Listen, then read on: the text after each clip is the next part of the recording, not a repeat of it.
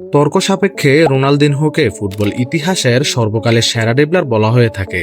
তার পায়ে যে জাদু ছিল সেটা অন্য কোনো ফুটবলারের পায়ে ছিল না, নেই এবং হয়তো ভবিষ্যতেও থাকবে না। বলা হয়ে থাকে বলকে কথা বলানো ছাড়া বাকি সবকিছুই তিনি করতে পারতেন। দর্শকরা তার খেলা দেখে মনে করতেন তারা যেন কোনো সিনেমা দেখছেন, কারণ তিনি এতটাই স্কিলফুল একজন ফুটবলার ছিলেন যেটা রীতিমতো অবিশ্বাস্য। তিনি ফুটবলে এমন কিছু রেকর্ড গড়েছেন যা আজও কেউ ভাঙতে পারেনি। তো ইতিকথার আজকের পর্বে আমরা দেখতে চলেছি কিভাবে ব্রাজিলের এক ছোট্ট বস্তি থেকে উঠে এসে রোনালদিনহো পুরো বিশ্ব জয় করলেন। তো মূল ভিডিওতে যাওয়ার আগে অবশ্যই চ্যানেলটি সাবস্ক্রাইব করে বেল আইকনটি বাজিয়ে দিন। সময়টা 21শে মার্চ 1980 সাল। ব্রাজিলের পোর্তো আলেগ্রে শহরে জন্মগ্রহণ করেন রোনালদিনহো। যদিও তার আসল নাম রোনালদিনহো নয়, তার পুরো নাম হলো রোনালদো দে আসিস মুরেইরা। রোনালদিনহোর বাবার নাম ছিল জোয়াও মুরেইরা, যিনি ছিলেন একজন সেমি প্রফেশনাল ফুটবলার এবং শিপইয়ার্ডের কর্মী। তার মা মিগেলিনা ছিলেন একজন সেলস ওম্যান, পরবর্তীতে তিনি নার্স হন। অন্যদিকে রোনালদিনহোর বড় ভাই রবার্তো মোরেইরা ছিলেন একজন প্রফেশনাল ফুটবলার। যে দেশে ফুটবল মানেই পূজা, আর প্রতিটি মানুষ যেন সেই পূজার পূজারী, সেই ব্রাজিলে রোনালদিনহোর পরিবার ছিল একটি সম্পূর্ণ ফুটবল পরিবার। ব্রাজিলের প্রায় প্রতিটি ঘরে ঘরে ফুটবল খেলোয়াড়ের জন্ম হয়। এই কথাটা মোটেও অতিরঞ্জিত নয়। বলা হয়ে থাকে ফুটবলের জন্ম দিয়েছে ইংল্যান্ড, কিন্তু ফুটবলকে পরিপূর্ণতা দিয়েছে ব্রাজিল। কারণ ব্রাজিলের ইতিহাসে এমন কিছু ফুটবলার এসেছেন যাদের নাম গোটা বিশ্বে ছড়িয়ে গেছে, আর তাদের মধ্যে অন্যতম সেরা একজন হলেন দ্য গ্রেট রোনালদিনহো। তবে রোনালদিনহোর জীবন কিন্তু সবসময় এত সহজ ছিল না। ব্রাজিলের এক বস্তি এলাকায় বেড়ে ওঠা এই ছেলেটির শৈশব কেটেছে চরম দারিদ্র্যের মধ্যে। খাবারের অভাব, জামা কাপড়ের অভাব, এমনকি খেলার জন্য একটা ভালো বলও ছিল না তার। তবু ফুটবলের প্রতি ভালোবাসা তার রক্তে মিশেছিল। মাত্র 4 বছর বয়সে তিনি ফুটবল খেলা শুরু করেন। তার বড় ভাই রবার্তোর হাত ধরেই তার এই ফুটবল যাত্রা শুরু হয়। রোনালদিনহোর বয়স যখন মাত্র 7 বছর, তখন পাড়ার ছেলেদের সাথে খেলতে গিয়ে হঠাৎ একটা কুকুর তার প্রিয় বলটি নিয়ে দৌড় দেয়। ছোট্ট রোনালদিনহো কেঁদে ফেলেন, কিন্তু হাল ছাড়েন না, কারণ তিনি জানতেন জীবনে বাধা আসবেই, কিন্তু সেগুলোকে জয় করেই এগিয়ে যেতে হবে। কিন্তু তার জীবনের সবচেয়ে বড় আঘাতটি আসে যখন তার বয়স মাত্র 8 বছর। তার বাবা জোয়াও সুইমিং পুলে হার্ট অ্যাটাকে মারা যান। তখন তার পুরো পরিবার ভেঙে পড়ে গভীর শোকে। কিন্তু এই ছোট্ট রোনালদিনহো ভেঙে পড়েননি। তিনি মনে মনে প্রতিজ্ঞা করেন একদিন তিনি বিশ্বসেরা ফুটবলার হবেন, আর তার মাকে সব দুঃখ ভুলিয়ে দেবেন। মাত্র 13 বছর বয়সে রোনালদিনহো এমন একটি ঘটনা ঘটান যা সবাইকেই রীতিমতো চমকে দেয়। একটি স্থানীয় ফুটবল ম্যাচে তিনি একাই 23টি গোল করেন এবং তার দল সেই ম্যাচ জিতে যায় 23-0 ব্যবধানে। এই খবর ছড়িয়ে পড়ে গোটা ব্রাজিলের ফুটবল মহলে। সবাই বুঝতে পারে এই ছেলেটি সাধারণ কোনো খেলোয়াড় নয়। এই ছেলেটির পায়ে আছে এমন কিছু যা অন্য কারো নেই। তারপর 1998 সালে রোনালদিনহো ব্রাজিলের অনূর্ধ্ব-17 দলে ডাক পান এবং 1999 সালে গ্রেমিও ক্লাবের হয়ে তার সিনিয়র ক্যারিয়ার শুরু করেন। সেই মৌসুমেই তিনি 47 ম্যাচে 21টি গোল করেন। তার ড্রিবলিং দেখে ডিফেন্ডাররা কেবল দাঁড়িয়ে দাঁড়িয়ে দেখতেন, যেন কোনো ম্যাজিক শো চলছে।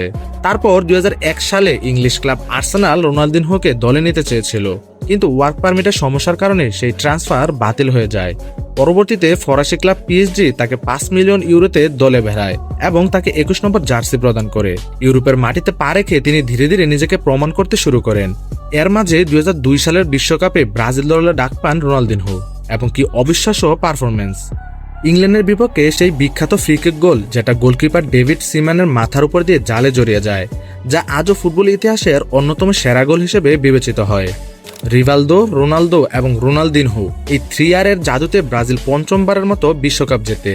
2003 সালে বার্সেলোনা রোনালদিনহোকে 30 মিলিয়ন ইউরোতে দলে বেড়ায় এবং এখান থেকে শুরু হয় তার ক্যারিয়ারের সবচেয়ে জাদুকরী অধ্যায়। বার্সেলোনার জার্সিতে রোনালদিনহো এমন কিছু মুহূর্ত উপহার দেন যা ফুটবল প্রেমীদের মন থেকে কখনোই মুছে যাবে না। 2005 সালে তিনি ফুটবলের সবচেয়ে মর্যাদাপূর্ণ পুরস্কার ফিফা ব্যালন ডিওর জেতেন। সেই বছর তিনি এতটাই অপ্রতিরোধ্য ছিলেন যে চিরপ্রতিদ্বন্দ্বী রিয়াল মাদ্রিদের সমর্থকরা পর্যন্ত সান্তিয়াগো বার্নাব্যু স্টেডিয়ামে দাঁড়িয়ে তাকে করতালি দিয়েছিল। ইতিহাসে এমন সম্মান খুব কম ফুটবলারই পেয়েছেন। 2006 সালে বার্সেলোনার হয়ে চ্যাম্পিয়ন্স লিগ জেতেন রোনালদিনহো। এছাড়াও 2টি লা লিগা ও 2টি ফিফা বর্ষসেরা খেতাব তার ঝুলিতে। এই সময়েই তরুণ লিওনেল মেসি বার্সেলোনায় আসেন এবং রোনালদিনহো নিজেই মেসিকে নতুন রাজা হিসেবে ঘোষণা দিয়ে বলেছিলেন, একদিন এই ছেলেটি আমার চেয়েও বড় হবে। কিন্তু 2006 সালের বিশ্বকাপের পর থেকে রোনালদিনহোর জীবনে নেমে আসে অন্ধকার। রাতের পার্টি, অতিরিক্ত মদ্যপান, এলোমেলো জীবনযাপন, সব মিলিয়ে তিনি নিজেকে ধ্বংসের পথে ঠেলে দেন। বার্সেলোনায় তার পারফরমেন্স ভীষণভাবে পড়ে যায়, এমনকি প্র্যাকটিসেও তিনি নিয়মিত অনুপস্থিত থাকতেন। 2008 সালে বার্সেলোনা তাকে বিক্রি করে দেয় এসি মিলানের কাছে। মিলানে কিছুটা ফিরে এলেও সেই পুরনো জাদু আর দেখা যায়নি। 2010 সালের বিশ্বকাপের ব্রাজিল দল থেকে কোচ দুঙ্গা তাকে বাদ দেন, যা ছিল ফুটবল প্রেমীদের জন্য এক বিরাট ধাক্কা। এরপর তিনি ব্রাজিলে ফিরে ফ্লামেঙ্গো, আটলেটিকো মিনেইরা সহ বিভিন্ন ক্লাবে খেলেন। অবশেষে 2018 সালের 31 জানুয়ারি রোনালদিনহো আনুষ্ঠানিকভাবে ফুটবল থেকে চিরতরে অবসর গ্রহণ করেন। রোনালদিনহোর জীবনের সবচেয়ে বিতর্কিত অধ্যায় আসে 2020 সালে। ভুয়া পাসপোর্ট ব্যবহারের অভিযোগে প্যারাগুয়েতে তাকে গ্রেফতার করা হয়। প্রায় 5 মাস তাকে জেল ও গৃহবন্দী অবস্থায় থাকতে হয়। বিশ্বকে সেরা ফুটবল উপহার দেওয়া এই তারকার জেল জীবন ফুটবল বিশ্বকে কাঁদিয়েছিল। বর্তমানে বিভিন্ন ওয়েবসাইট অনুযায়ী রোনালদিনহোর মোট সম্পদের পরিমাণ প্রায় 90 থেকে 100 মিলিয়ন মার্কিন ডলার, যা বাংলাদেশি টাকায় প্রায় 1000 কোটি টাকা।